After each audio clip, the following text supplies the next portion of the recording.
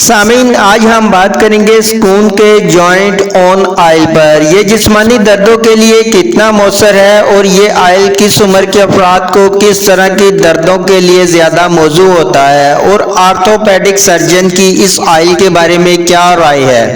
اور ساتھ ہی چینل کو ضرور سبسکرائب کیجیے گا تاکہ آپ کو میڈیسنز کا صحیح استعمال اور بیماریوں سے متعلق بر وقت آگاہی ملتی رہے۔ سکون کا جوائنٹ اون آئل یہ 10 ml 30 ml 50 ml اور 100 ml کی پیکنگ میں دستیاب ہوتا ہے۔ 30 ml کی پرائز اس وقت 1750 روپے ہے۔ یہ آپ کو کسی بڑی فارمیسی یا پھر آپ ان کی ویب سائٹ سے آن لائن بائی کر سکتے ہیں۔ اس میں شامل تمام اجزاء نیچرل آرگینک ہیں۔ اس طرح ان کے اور بھی بہت سے اسینشل آئل ہیں، لائک سلیپ ڈس آرڈر، انزائٹی، ڈپریشن کے لیے وغیرہ وغیرہ۔ خیر، آج ہم بات کر رہے ہیں جوائنٹ اون آئل پر، پھر آپ کو بتائیں گے اس کے استعمال کے حوالے سے آرتھوپیڈک سرجن کی کیا رائے ہے۔ یہ آئل جوڑوں کے دردوں اور پٹھوں کے کھچاؤ کے لیے بہترین آئل ہے۔ اس کے ساتھ ساتھ اس آئل کو کمر درد، کندھے کا درد، گھٹنوں میں ہونے والا درد، پاؤں میں موچ آ جانے یا بعض اوقات وزن اٹھانے یا کام کی زیادتی کی وجہ سے پٹھوں کے کھچاؤ یا درد ہو جانے جیسی علامت میں بھی اس آئل کو استعمال کیا جا سکتا ہے،